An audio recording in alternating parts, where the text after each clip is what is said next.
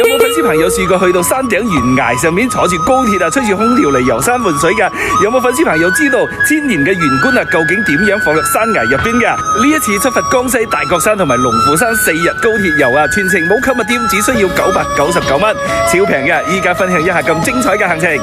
我哋深圳羅湖坐高鐵啊，只需要2個零鐘到達贛州，其中有一晚啊係星級5星標準嘅登峰白露酒店啊，大家睇一睇，酒店仲有大型嘅健身房、隻球室，係咪好正呢？我哋呢趟行程嘅景點真係超靚嘅，而且舒服又輕鬆。大角山我哋係來回坐纜車上到山頂，上面係坐動車睇懸崖邊遊覽風景嘅。我哋唔使行路，坐住動車推住空調就可以見到咁靚嘅懸崖景色，舒服又輕鬆，又唔使腳骨力，啱晒我哋嘅香港團友。第2日瞓醒繼續出發遊覽龍虎山景區，我哋坐住出發漫遊龍虎山嘅絕美景色，兩岸紅色嘅丹霞山景如詩如畫，十分之壯觀。我哋仲會探索江西千年懸棺之謎啊，親身睇到懸棺表演，祝各位睇到懸棺表演嘅朋友都會升官又發財。如果有粉絲朋友中意咁精彩嘅行程，麻煩你喺評論區留低大角山呢3個字，我哋將精彩嘅行程發送俾到各位團友。後續嘅行程我哋去到密吉湖坐遊船都係好輕鬆噶，